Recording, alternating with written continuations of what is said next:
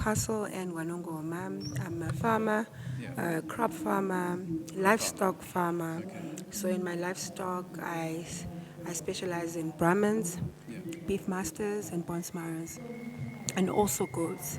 And I also do crop farming, which are your beans, your cabbages, Yeah. and your maize. Yes. Farming is labor intensive.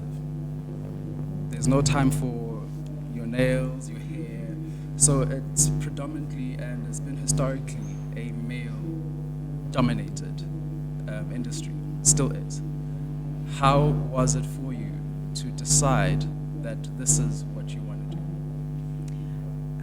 You're right. It's still a male-dominated industry, and it wasn't easy when I started. I think now we are changing the narratives as we showcase what we do on our daily lives. More women are coming in, more women are loving what we do, more women are seeing that you can be a farmer, work hard, and then go do those nails and go get Do that the hair. weave, Yes, go get yes. your life Yeah. while you also working hard. So I think we're changing the whole stigma, as you had said that it still is male dominated, but more women are actually coming in because I believe that farming was for women back in the days. They actually started farming.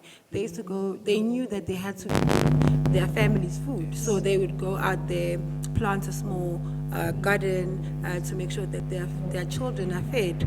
So with that, it wasn't easy. I'm not gonna lie to you, it wasn't easy. But as time goes on, as more women are coming in and more people are changing their mindset in terms of that, it's too hard. Because I believe as a leader, you need to be someone that delegates the work. You need to be someone that shows them what to do. So you hire more people to help with their employment. So you hire more people so that you can also have time for yourself, and then they can do other things that you were supposed to do. That's also part of leadership, delegating. Ayanda, you are from Newcastle. Yes.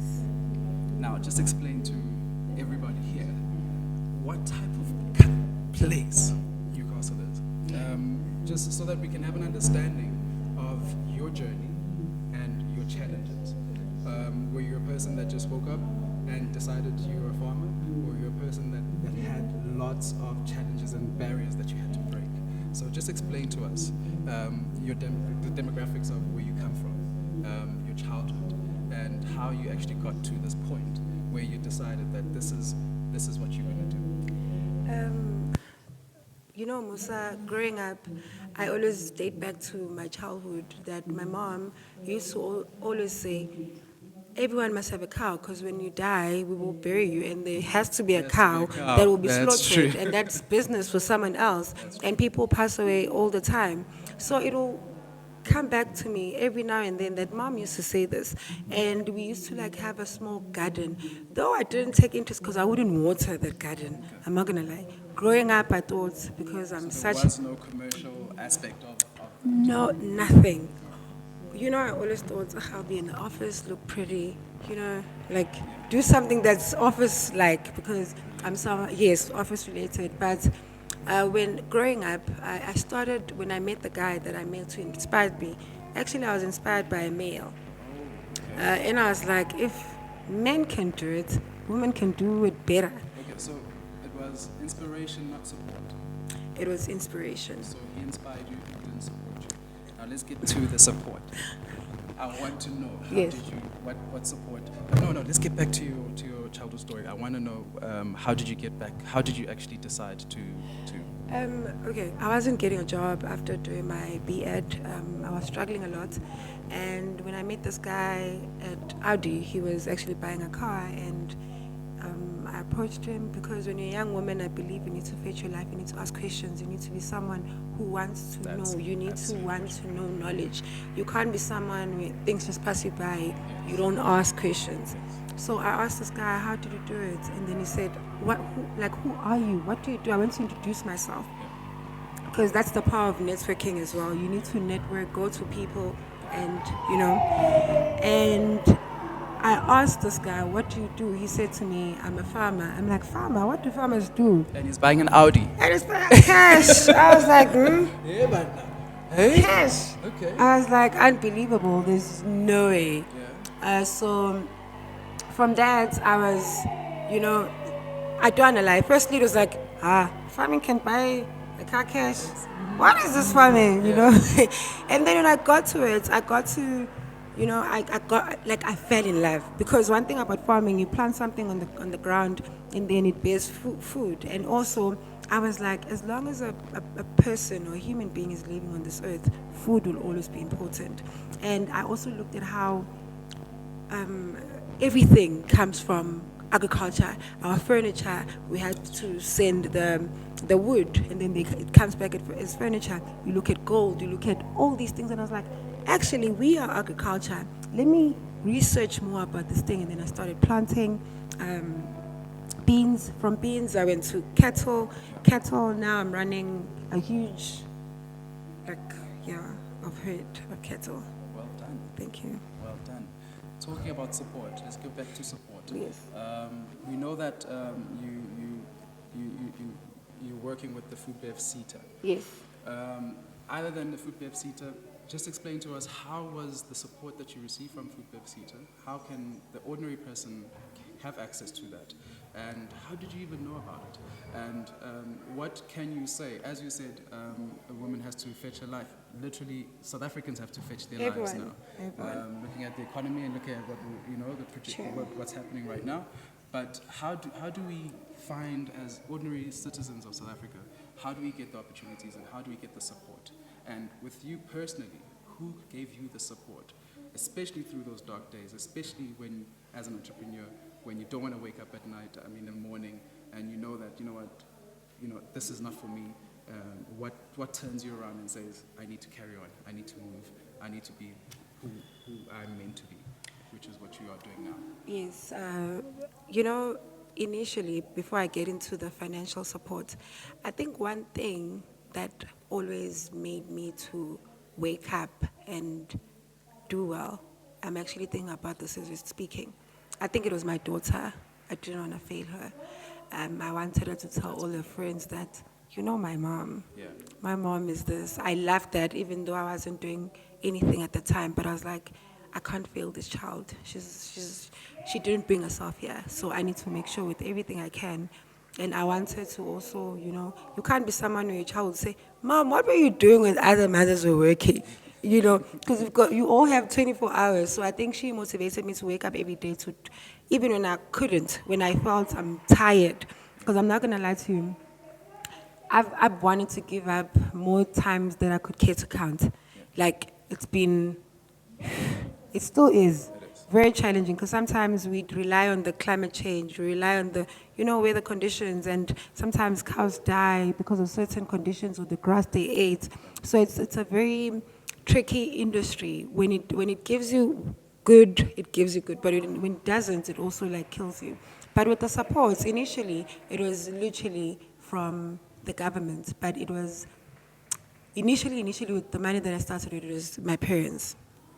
And then I went to the government. It was not money. It was literally they were going to give you beans. They're going to give you seeds to help you do. They're going to bring a tractor. And thank God for a municipality from Wanongoma and the agricultural office from Wanongoma, because they are the ones that actually started this journey with me. So from that, I started asking for more support, because then, like I said, with information, the more I was in the field or in the agricultural sector, I'll hear someone say, hey, there's actually something like INSETA, there's actually something like SEDA, there's this, there's that. FoodBev Seta, and then you're like, okay, let me apply, because they're not going to come to you, you need to go to them. In as much as sometimes you obviously in farming you want millions, but they do whatever they can to actually assist. But also what I've noticed with them, they want to help someone that's already trying. That's doing something. So I always tell people that you need to start. You can't be someone that says, I'm going to wait for that money. Once they give it to me, then I'll start. How do I trust the potential? I need to see first your drive, your potential, your resilience when you don't have that, as you deserve this money, because everything is earned. Even in that money that's being funded, you need to earn it with your hard work, with what you have. That's correct. It's with farming, unfortunately, You can't sell the seed that's on the ground. You have to sell the product. And there's lots of work that goes behind it.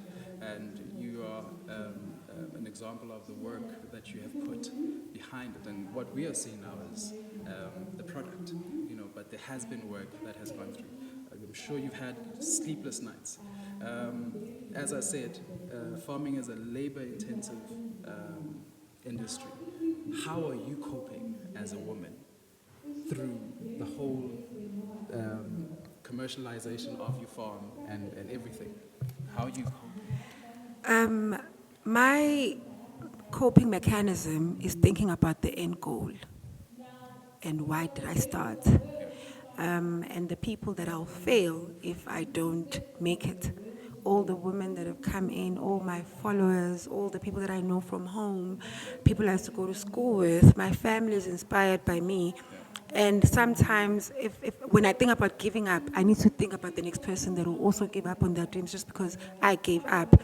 So it's really not easy. And sometimes you have sleepless nights because you have a cow that can't give birth properly. You need to assist. So probably at 2 o'clock, you need to wake up, go to the field, wear your boots, leave your warm bed, and go and assist.